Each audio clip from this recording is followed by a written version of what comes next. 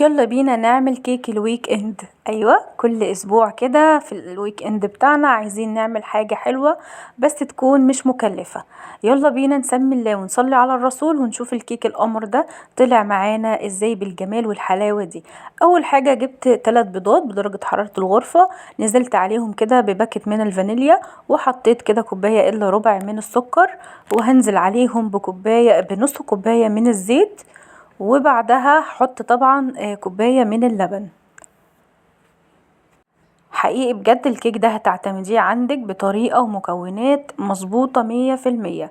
انا من الناس اللي زمان قوي كان الكيك بيطلع معايا بايظ، بس بدأت ان انا اظبط ايديا في المقادير، وعايزة اقول لكم ان الكوباية اللي انت هتعملي بيها كل المكونات معانا هتفضل معانا في الدقيق وفي اللبن وفي الزيت وفي كل حاجة. هي كوباية واحدة بس اللي انت هتعيري بيها، لانها بتفرق جدا. يلا بينا نقول المكونات تاني مع بعض. حطينا كده كوباية من اللبن وكمان كوباية من السكر، لو حابة ان انت كوباية الا ربع تمام، لان لسه هنحط عليها صوص. يلا بينا اقول لكم من الاول تاني. حطيت كوباية من اللبن، وبعدين نص كوباية من الزيت، وكوباية الا ربع من السكر، و3 بيضات، ورشة فانيليا، ورشة من الملح.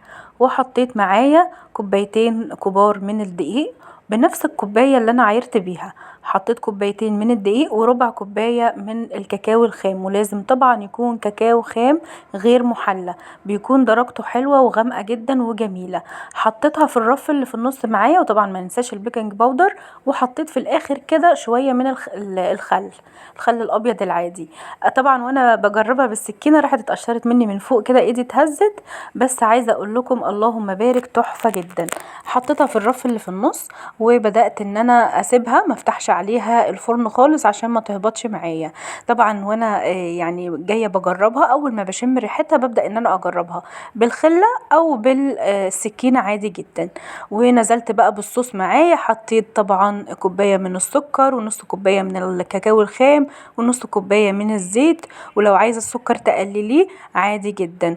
عايزه اقول لكم هشه وطريه وجميله قوي. وحطيت عليها الصوص وهي سخنه علشان تبقى جوسي كده وتحفه. ما شاء الله اللهم بارك، طعمها في منتهى الجمال. عايزة اقول لكم والله العظيم يا جماعة هشة وطرية وجميلة قوي.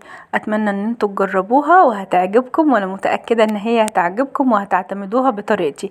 اللهم بارك، كانت خلصت اصلا نص الصينية واحنا واقفين كده. عايزة اقول لكم ان انا قطعتها وهي سخنة، ما قدرناش نستنى طبعا لما تبرد. شايفين جميلة ازاي وهشة وجميلة، والصوص كده شارب من الكيك وفي منتهى الجمال. اتمنى ان انتوا تجربوها.